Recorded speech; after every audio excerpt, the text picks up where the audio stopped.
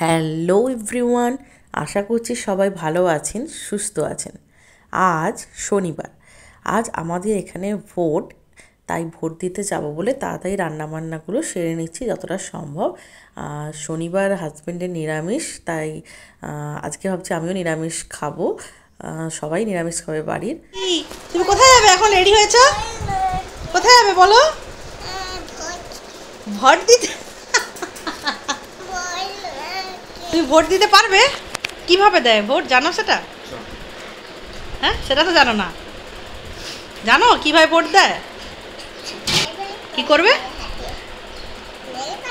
হাতে nail polish পরাবে? ও আচ্ছা, বাহ, রাইসোনা নেল পালিশ পরবে বলে ভোট দিতে হবে।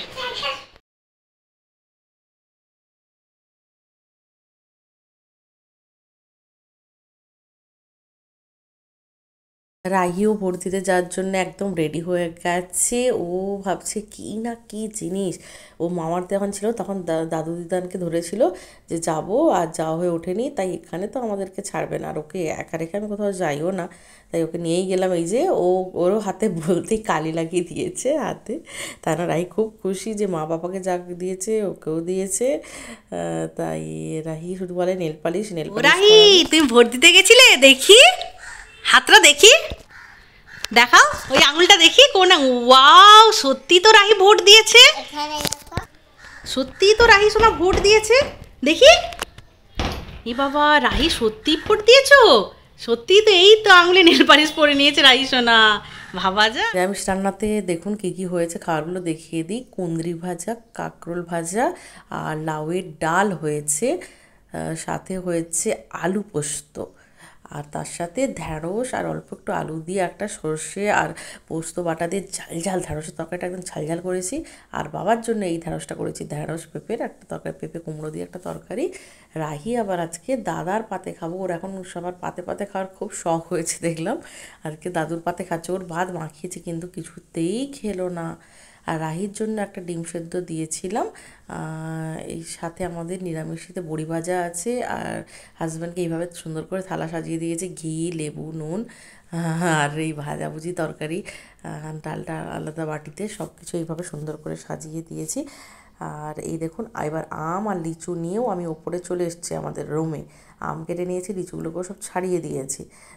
রাহি ওভাবে খায়, বাট আমার ভয় লাগে, তাই রাহিকে বললাম দে, তোকে লিচুর বীজগুলো বের করে ছাড়িয়ে দিও। খেতে পারে ঠিকই, কিন্তু ঠিক তো না এভাবে ছেড়ে দেওয়া, বাচ্চা মানুষ কখন কি হয়।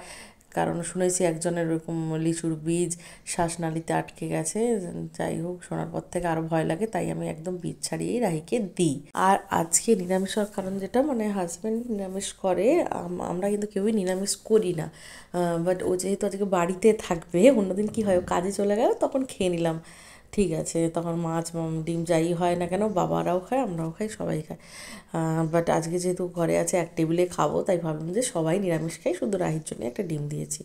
আর দেখুন সন্ধ্যাবেলা প্রচুর খিদে পেয়ে গেছে দুজনেরই, মানে কম ভাত খেয়েছি না কি জানি, খিদে পেয়ে গেছে। যাই হোক, ও বললো চটজলদি কিছু তাহলে বানাও, বলে এই যে কেটে নিয়েছি বেসন ভাজাগুলো বানাবো, বেসন গুলিয়ে নিয়েছি, মানে খুব তাড়াতাড়ি এটা আমি করলাম, একদম ফাস্ট, তাড়াতাড়ি কেটে নিয়ে বেসন গুলিয়ে জাস্ট তেলে দিয়ে দেবো।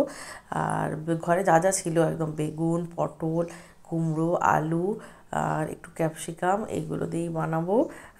খুবই ভালো লাগে, বাবাও দেখছি খেতে খুব ভালোবাসে, বাবা হচ্ছে কুমড়ো পটল এগুলো খাবে, খেতে খুব ভালোবাসে। সাথে লঙ্কা, কাঁচা লঙ্কা একটু চিড়ে নিয়েছি, ওটাও ভাজবো, ওগুলোও খেতে খুব ভালো লাগে। আর আমরা তো ভালোবাসি, সাথে রাহি বুড়িও কিন্তু কম ভালোবাসে না। বাবা বেসন ভাজা হচ্ছে, ওসব খেতেই ও ওস্তাদ, ভাত খাবে না, ওসব খাবে, শুধু মুড়ি খাবে, এসব খাবে জিনিস।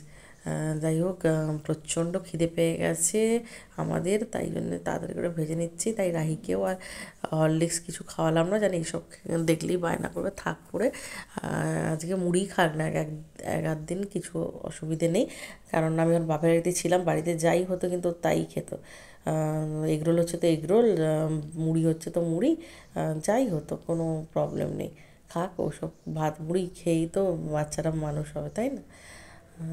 এই যে আমার রেডি তেলে ভাজা, এবার একদম গরম গরম দিতে যাব। ওইদিকে তেলে ভাজাটা তুলে নেওয়ার পর আবার সেকেন্ড তেলে ভাজাগুলোও দিয়ে দিয়েছি। এবার দিয়ে আসি, হাজব্যান্ড একদম মুড়ি বেড়ে একদম রেডি হয়ে বসে আছে, রাইও অধীর আগ্রহে ওয়েট করছে, ওদেরকে তাই না দিয়ে এলাম। এই দেখুন এটা হচ্ছে লঙ্কার বড়া। এমনি তো লঙ্কা খেয়েছি, বাট এই বেসন ভাজা দিয়ে খেতে এর টেস্ট কিন্তু একটা আলাদা হয়, খুব ভালো লাগে। খাওয়ার সোটা দিয়েছিলাম তো একটু বেশি করে, তা না বেশ মুচমুচে হয়েছে, খুব ক্রিসপি, খেতে কিন্তু সত্যিই খুব ভালো লাগছিল। যাই হোক, আমাদের খাওয়া দাওয়াটা আজকে খুব ভালোভাবেই মিটলো। এবার রাত্রের খাওয়া দাওয়াটা আর কি হবে, অতটা ভারী খাওয়া যাবে না, কিন্তু অল্প করেই হবে। তার সাথে একটু ভাতও আছে সকালের, যদি ভাত খায় তো খাবে, যে খায়। আর এই দেখুন আমি রেডি হয়ে নিয়েছি। অ্যাকচুয়ালি কালকে আমাদের এখানে রবীন্দ্র জয়ন্তী পালন হবে, শুধু রবীন্দ্র নয়, রবীন্দ্র জয়ন্তী আর নজরুল দুজনেরই রবীন্দ্র নজরুল সন্ধ্যা এই হিসেবেই পালন করা হবে। আর এই জন্যেই একটু রিহার্সালের জন্য যাব এই একজনের বাড়িতে। এখানেই ওরা প্র্যাকটিস করে, ওরা যেহেতু মানে সবাই গ্রুপ করে নাচবে, 2 জন 3 জন 4 জন, তাই না ওরা রিহার্সাল করছে অনেক দিন ধরে। বাট আমার রাহিকে নিয়ে মানে ওইরকম একটা টাইমে পুরো সন্ধে জুড়ে রিহার্সাল করাটা সম্ভব না, কাজ থাকে, রাহিকে পড়াতে হয়, অনেক কাজ থাকে। আর এছাড়া আমি বাপের বাড়িতেও ছিলাম, তাই আমি নিজের মতো করেই প্র্যাকটিস করেছি, তমলুকেই প্র্যাকটিস করেছি। কিন্তু এখানে এসে শুনলাম নজরুলও হবে, তাই জন্য নজরুলটা আমি জাস্ট একদিনের মধ্যে কিন্তু প্র্যাকটিস করেছি, আর আগের দিনই প্র্যাকটিস করেছি। যাই হোক, গানটা খুব ভালো লেগেছে, এই জন্যেই দেখতে পাচ্ছেন জোরদার রিহার্সাল চলছে বন্ধুরা। আপনারা অবশ্যই কাল দেখতে পাবেন এই প্রোগ্রামটা। তাহলে বন্ধুরা, আজকের মতো ব্লগটা এখানেই শেষ করছি। আর এই রবীন্দ্র নজরুল সন্ধ্যা এই প্রোগ্রামটা দেখতে হলে, রাহির ডান্স, আমার ডান্স, এগুলো দেখতে হলে অবশ্যই কিন্তু আমার চ্যানেলটিকে সাবস্ক্রাইব করে রাখবেন, আপনারা যদি নতুন এসে থাকেন। আর সাবস্ক্রাইব করার সাথে সাথে পাশের বেল আইকনটাও ক্লিক করে দেবেন, তাহলে আরও নিত্য নতুন ভিডিওর আপডেট পাবেন। আর আপনারাও ভালো থাকবেন, সুস্থ থাকবেন এবং সাবধানে থাকবেন। আর আজকের মতো bye bye, thanks for watching.